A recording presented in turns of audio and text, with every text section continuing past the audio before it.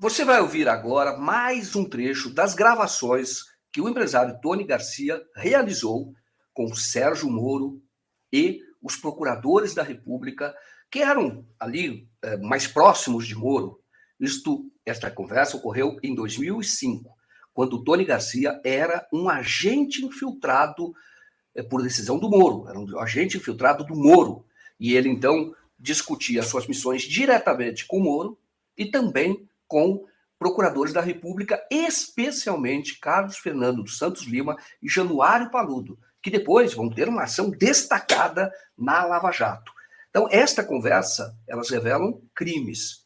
E nós vamos explicar por quê. Mas primeiro, ouça a gravação de mais este trecho. Você falou com o Janene hoje, né? O Janene falou com o... Falei ontem, né? A primeira vez que eu falei ontem com o Janene, com o Bertoldo ontem também, tudo, porque o Bertoldo pediu para eu ligar para o Janene ia renunciar. Aí eu liguei para o Janene e falei, mas 9 meses que eu não falo com o Janene. Aí eu liguei para ele, JJ, renuncia, cara, está ferrado. Depois você pega um bom advogado, vem para Curitiba que nós damos jeito na tua vida. Eu falei, então trazer para cá.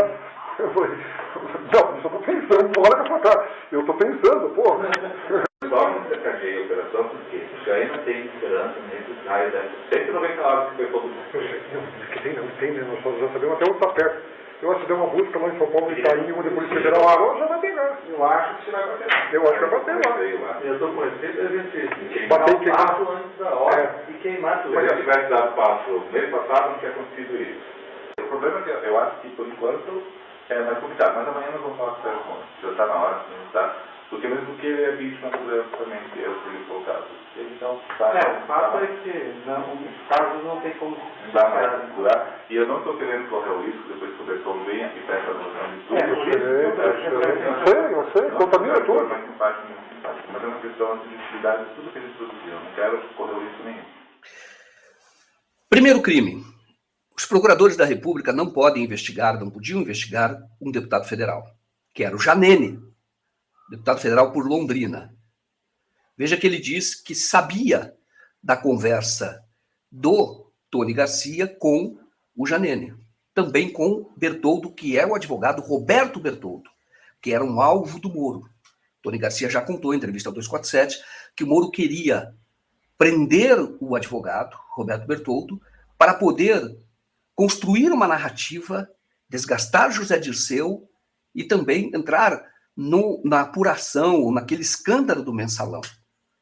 Tony Garcia revelou detalhes sobre isso. Inclusive, quando deixou a cadeia, foi orientado por Moro para dar entrevista à revista Veja, ao repórter Alexandre Outramari, em que ele, então, falou aquilo que o Moro queria que ele falasse. Falava de José Dirceu, atacava o próprio Moro. Isso era tudo combinado. Fazia parte de uma manipulação para desgastar o governo naquela ocasião. Estamos falando de 2005. Bom, a segunda questão que chama a atenção do próprio Tony Garcia. Como é que o Carlos Fernando sabia da conversa dele com o Janene? É imediata.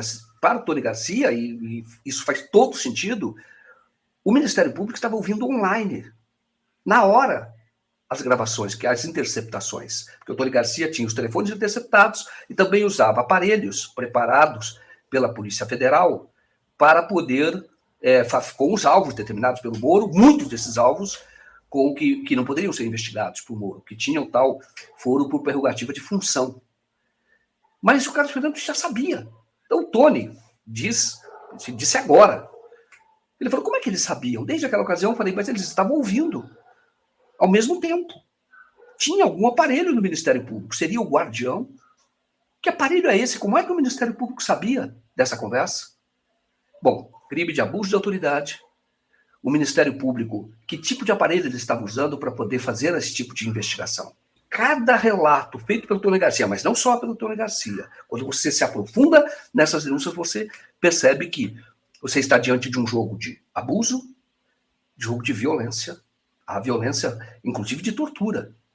Quando você submete, como o Tony Garcia foi submetido, a prisões desumanas e depois dá um tratamento melhor à medida que vai colaborando, dizendo aquilo que eles querem ouvir. E no caso do Tony, mais do que isso, agindo como um agente infiltrado, como um espião, completamente ao arrepio da lei.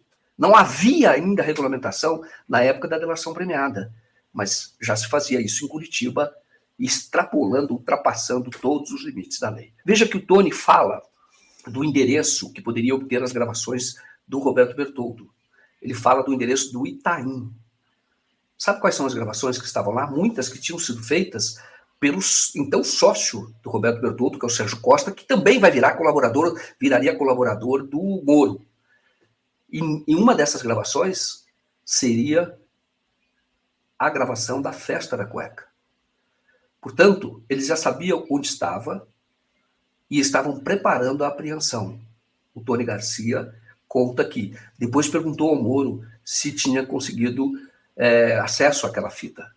E ele diz, segundo o Tony Garcia, que sim, tinha conseguido, mas que não era um assunto que dizia respeito a ele. Esta fita, este vídeo, não foi incorporado a nenhum processo. E a suspeita do Tony Garcia é que tenha sido usado para chantagear desembargadores do Tribunal Regional Federal da 4ª Região. Porque o Moro passa a ter poder lá.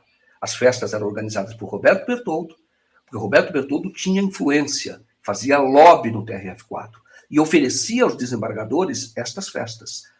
Depois disso, Roberto Bertoldo, quando a fita é apreendida, Roberto Bertoldo vai preso, ele acaba preso e o Moro vai acumulando poder do TRF4. Decisões importantes dele, abusos do Moro, não são contidos pelo TRF4. E a suspeita, que tem todo fundamento, é a de que a fita foi usada para chantagear, para emparedar os desembargadores.